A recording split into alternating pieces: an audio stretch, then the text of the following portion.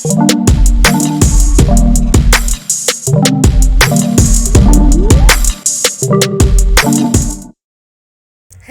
ನಮಸ್ತೆ, ನಾನು ಸುಂಚ ಮಲ್ಲಿಕಾರ್ಜುನ್.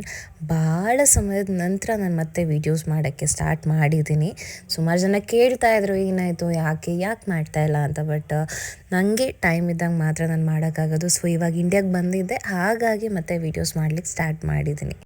ಸೊ ಇವತ್ತು ನಾನು ಫ್ಯಾಮಿಲಿ ಜೊತೆ ಚಿಕ್ಕಬಳ್ಳಾಪುರದಲ್ಲಿರೋ ಆದಿಯೋಗಿ ಹತ್ರ ನಾನು ಹೋಗ್ತಾ ಇದ್ದೀನಿ.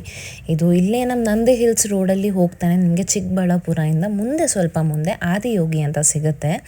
ಇದು ಫಸ್ಟ್ ಲೊಕೇಟೆಡ್ ಆಗಿದ್ದು ಕೊಯಂಬತ್ತೂರು, ತಮಿಳ್ನಾಡು ಅಲ್ಲಿ. ಸದ್ಗುರು ಅವರು ಇಶಾ ಫೌಂಡೇಶನ್ನ ಕ್ರಿಯೇಟ್ ಮಾಡಿದರು 32 ವರ್ಷ, ಸುಮಾರು 1992 ಅಲ್ಲಿ 32 ವರ್ಷ ಮೊದಲು ಇದನ್ನ ಕ್ರಿಯೇಟ್ ಮಾಡಿದರು.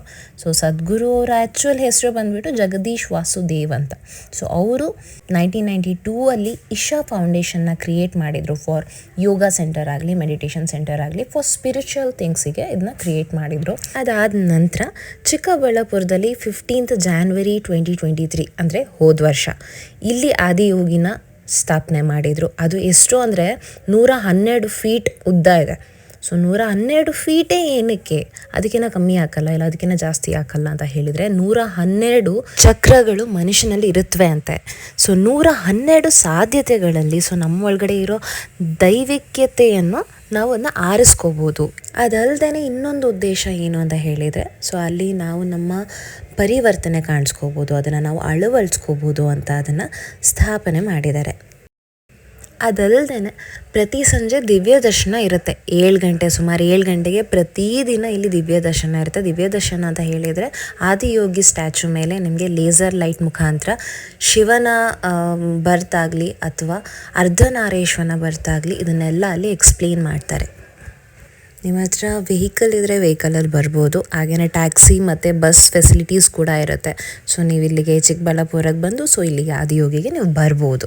ಆದರೆ ಇನ್ನೊಂದು ವಿಷಯ, ಗಾಡಿ ತರೋರು ಅಲ್ಲಿ ಟೋಲಲ್ಲಿ ನೀವು ದುಡ್ಡು ಕಟ್ಟಬೇಕಾಗುತ್ತೆ ಪಾರ್ಕಿಂಗಿಗೆ ಅಂತ ಹೇಳ್ಬಿಟ್ಟು ಅಲ್ಲಲ್ಲೇ ಶಾಪ್ಸ್ ಇಟ್ಕೊಂಡಿರೋರು ಸ್ವಲ್ಪ ಸ್ಕ್ಯಾಮ್ಗಳನ್ನ ಮಾಡ್ತಾರೆ. ಅದರಿಂದ ಸ್ವಲ್ಪ ಬಚಾವಾಗಿ ಅಲ್ಲೇ ಅಂಗಡಿಗಳ ಹತ್ರ ಗಾಡಿನ ಪಾರ್ಕ್ ಮಾಡೋಕ್ಕೆ ಹೋಗಬೇಡಿ. ಅದ್ರ ಬದಲು ನೀವು ಮುಂದೆ ಒಂದು ಸ್ವಲ್ಪ ಹೋದರೆ ಅವ್ರದ್ದೇ ಪಾರ್ಕಿಂಗ್ ಫ್ರೀ ಇರುತ್ತೆ. ಬಟ್ ಟೋಲಲ್ಲಿ ನಿಮಗೆ 50 ರೂಪೀಸ್ ಕಟ್ಟಬೇಕಾಗತ್ತೆ. ಸೊ ಅದನ್ನು ಕಟ್ಟಿದರೆ ನಿಮಗೆ ಸೆಕ್ಯೂರಿಟಿ ಅಂದರೆ ಸ್ವಲ್ಪ ಸೇಫರ್ ಸೈಡ್ಗೆ ನೀವಲ್ಲಿ ಪಾರ್ಕ್ ಮಾಡ್ಬೋದು. ಆದಿಯೋಗಿ ಎಂಟರ್ ಆಗೋಕ್ಕೂ ಮುಂಚೆನೇ ನಾಗಪ್ಪ ಗುಡಿ ಇರುತ್ತೆ. ಸೊ ಅಲ್ಲಿ ಕೈ ಮುಕ್ಕೊಂಡು ಹೋಗ್ಬೋದು. ಬಟ್ ಅಲ್ಲಿ ಫೋಟೋಸ್ ಆಗಲಿ ವೀಡಿಯೋಸ್ ಆಗಲಿ ಯಾವುದೇ ಆದಂಥದ್ದು ಅಲೌವೆನ್ಸ್ ಇರಲಿಲ್ಲ. ಬಟ್ ಇಲ್ಲಿಂದ ಲೇಸರ್ ಶೋ ಎಷ್ಟು ಅದ್ಭುತವಾಗಿರುತ್ತೆ ಅಂತ ನೀವೇ ನೋಡಿ. ಅವಳು ಬಂದು ಅವನ ಮಡಿಲಲ್ಲಿ ಕುಳಿತಾಗ ಅವಳನ್ನು ಸೆಳೆದುಕೊಂಡು ತನ್ನ ಅರ್ಧ ಭಾಗವಾಗಿ ಮಾಡಿಕೊಂಡನು. ಅದರಿಂದಲೇ ಅವನು ಅರ್ಧನಾರಿ, ಪುರುಷ ಸ್ತ್ರೀ ತತ್ವಗಳ ಸಮತೋಲನ. ಇದನ್ನೆಲ್ಲ ನೋಡುತ್ತಿದ್ದ ಗಣಗಳು ನಾವೇನು ಮಾಡಬೇಕು, ನಮಗೇನು ದಾರಿ ಎಂದು ಕೇಳಿದರು. ಅದಕ್ಕವನು, ನೀವು ಇದರ ಬಗ್ಗೆ ಎಲ್ಲ ಚಿಂತಿಸಬೇಡಿ, ನೀವು ನನ್ನ ಜೀವ ಕುಡಿಯುವ ಕುಡುಕರು, ನನ್ನ ಜೀವ ಕುಡಿಯುವುದರಲ್ಲೇ ನಿಮ್ಮ ಮುಕ್ತಿ ಎಂದನು. ಅವರು ಅವನ ತೇಜಸ್ಸಿನಲ್ಲಿ ಮಿಂದೆದ್ದು ಉನ್ಮತ್ತರಾಗಿ ಹೋದರು. ಹೀಗೆ ಆದಿಯೋಗಿಯು ಸಾಧಕರ ಅಗತ್ಯಗಳಿಗೆ ಅನುಗುಣವಾಗಿ ಯೋಗ ವಿಜ್ಞಾನವನ್ನು 3 ರೀತಿಯಲ್ಲಿ ನೀಡಿದನು. ಯೋಗವನ್ನು ಜಗತ್ತಿಗೆ ಕೊಂಡೊಯ್ಯುವಂತೆ ಆದಿಯೋಗಿಯು ಸಪ್ತಋಷಿಗಳಿಗೆ ಹೇಳಿದನು. ಇಂದಿಗೂ ಕೂಡ ಭೂಮಿಯ ಮೇಲಿನ ಪ್ರತಿಯೊಂದು ಆಧ್ಯಾತ್ಮಿಕ ಪ್ರಕ್ರಿಯೆಗೂ ಆದಿಯೋಗಿಯು ಅರ್ಪಿಸಿದ ಆಧ್ಯಾತ್ಮಿಕ ಜ್ಞಾನವೇ ಬೆನ್ನೆಲುಬಾಗಿದೆ. ಈ ಆದಿಯೋಗಿ ದಿವ್ಯ ದರ್ಶನವು ಆದಿಯೋಗಿಯ ಈ ಕಥೆಯ ಒಂದು ನಿರೂಪಣೆ.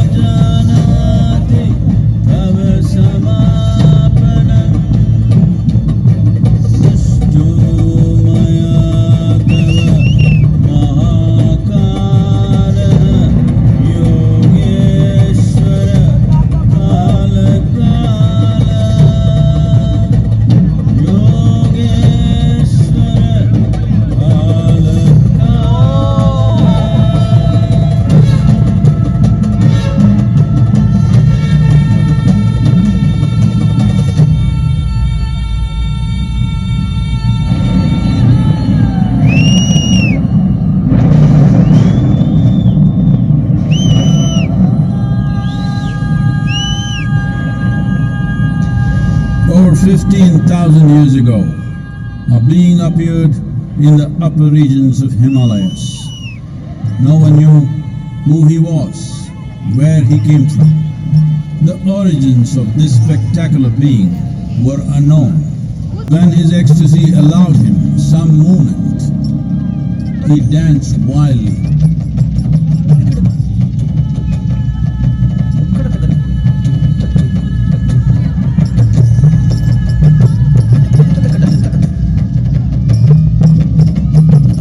When intensity peaked, he became utterly still. People saw the created and the uncreated cascaded upon his unbridled wild hair. The cosmos, in all its profundity and magnificence, a vision of the unfathomable mysteries of the universe, a most overwhelming vision the sages and Devi Parvati had ever witnessed.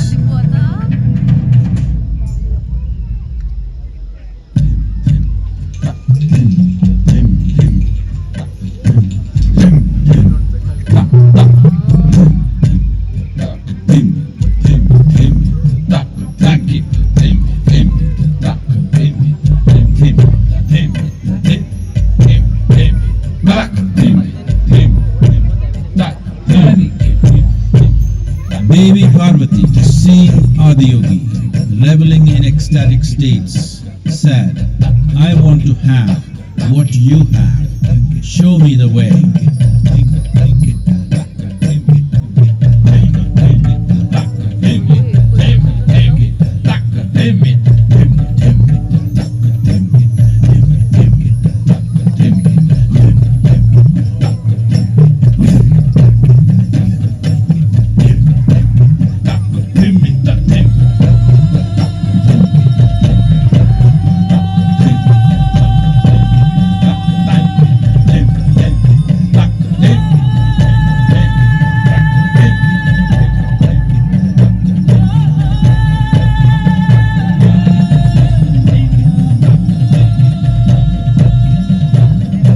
Adiyogi absorbed her and made her a part of himself, and hence he is the Ardhanari, the ideal man, where one half of him is woman.